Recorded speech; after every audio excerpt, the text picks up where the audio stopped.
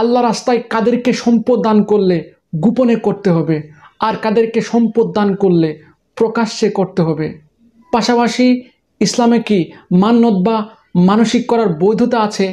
এমন গুরুত্বপূর্ণ প্রশ্নগুলোকে সামনে রেখে আজকের তাফসীর এগিয়ে যাবে। ধৈর্য ধরে সম্পূর্ণ ভিডিওটি দেখুন। বিতাড়িত শয়তান থেকে আশ্রয় চেয়ে পরম করুণাময় অসীম দয়ালু মন আল্লাহ রাব্বুল আলামিনের নাম নিয়ে শুরু করছি। মহাগ্রন্থ আল কোরআনের ধারাবাহিক তাফসিরে আজকে ইনশাল্লাহ আমরা পবিত্র কোরআনের সূরা বাকারার 270 থেকে 274 নম্বর আয়াত পর্যন্ত আলোচনা করব। এই 5টি আয়াতে আল্লাহ রাব্বুল আলামিন বলেন, তোমরা যা কিছু খরচ করো আর যা কিছু খরচ করার জন্য মান্নত করো, আল্লাহ তাআলা অবশ্যই তা জানেন। জালেমদের আসলে কোনো সাহায্যকারী নেই। আল্লাহ তাআলা সন্তুষ্টির জন্য তোমরা যা কিছু দান করো তা যদি প্রকাশ্যভাবে মানুষের সামনে করো তা ভালো কথা, তাতে কোনো দোষ নেই। তবে যদি তোমরা তা মানুষের কাছে গোপন করে রাখো এবং চুপে চুপে অসহায়দের দিয়ে দাও, তবে তা হবে তোমাদের জন্য উত্তম। এ দানের কারণে আল্লাহ তাআলা তোমাদের বহুবিধ গুনাহ খাতা মুছে দেবেন। আর তোমরা যাই করো না কেন, আল্লাহ তাআলা সব কিছুর সম্পর্কেই অবগত রয়েছেন।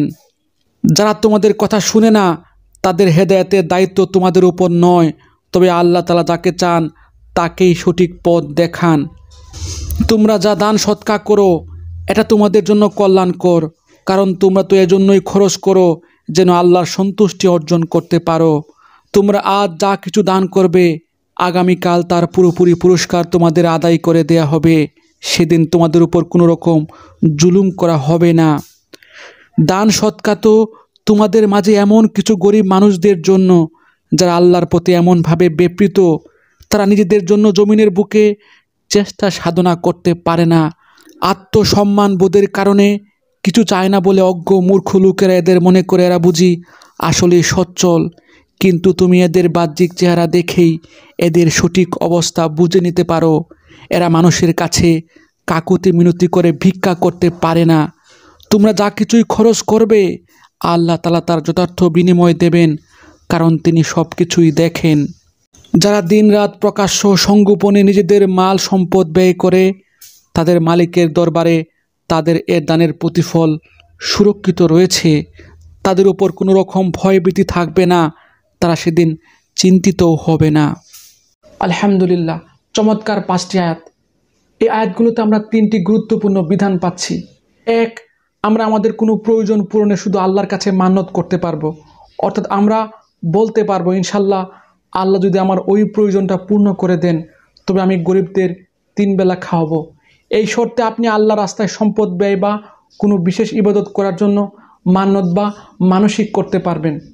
2, আমরা প্রকাশ্যে আল্লাহ রাস্তায় সম্পদ দান করতে পারবো ওই সকল ব্যক্তিদেরকে যারা আমাদের কাছে তাদের অভাব অনটনে সাহায্য প্রত্যাশা করে।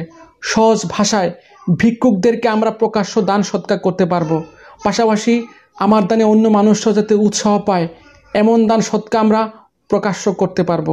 যেমন কোনো এলাকায় বন্যা হলো বা কোনো মার্কেটে আগুন লেগে পুড়ে ছাই হলো, এখন আমরা ক্ষতিগ্রস্ত ব্যক্তিদের সাহায্য করার জন্য প্রকাশ্যে দান সৎকার করতে পারবো। এতে করে আমাদের দেখা দেখি অন্য মানুষরাও তাদের সাহায্যে এগিয়ে আসবে। 3, আল্লাহ রাব্বুল আলামিন পরিষ্কার বলে দিয়েছেন কিছু বিশেষ মানুষকে গোপনে দান সৎকার করতে হবে। অনেক ভদ্রলোক শিক্ষিত মানুষ আছেন যারা একসময় অনেক টাকা পয়সার মালিক ছিলেন, কিন্তু জীবনের উত্থান পতনে আজ অর্থনৈতিক সংকটে পড়েছেন। তাদের উত্তম ব্যক্তিত্বের কারণে, লজ্জাশীলতার কারণে তারা অভাব অনটনে মানুষের কাছে সরাসরি হাত পাততে সাহস পান না। এমন ব্যক্তিদেরকে গোপনে দান সৎকার করাই আল্লাহ রাব্বুল আলামিনের বিধান। দেখেছেন আল্লাহ রাব্বুল আলামিনের বিধান কত সুন্দর। আল্লাহ রাব্বুল আলামিন সকল মানুষের সুখ চান। উচ্চবিত্ত, মধ্যবিত্ত, নিম্নবিত্ত কোনো মানুষ যেন কষ্ট না করেন, সে ব্যাপারে আল্লাহ রাব্বুল আলামিন খেয়াল করেছেন। তিনি গোপনে দান সৎকারীদের উৎসাহ দিতে গিয়ে আমাদের আলোচ্য আয়াতগুলোতে পরিষ্কার বলে দিয়েছেন, যারা গোপনে নিজেদের সম্পদ ব্যয় করে, নিজেদের সম্পদ আল্লাহ রাস্তায় দান করে, তাদের মালিকের দরবারে তাদের এ দানের প্রতিফলন সুরক্ষিত রয়েছে। তাদের গুনাহগুলো মাফ করে দেওয়া হবে এবং কিয়ামতের মাঠে তাদের কোনো রকম ভীত বা চিন্তিত হওয়া লাগবে না। আলহামদুলিল্লাহ, কত দয়া আল্লাহ রাব্বুল আলামিন আমাদের প্রতি। আল্লাহ রাব্বুল আলামিন আমাকে এবং আপনাদের সবাইকে গোপনে আল্লাহ রাস্তায় বেশি বেশি দান সদকা করার তৌফিক দান করুন এবং কিয়ামতের মাঠে কঠিন বিপদ থেকে রক্ষা করুন। এই প্রত্যাশায় আজ শেষ করছি। ধন্যবাদ।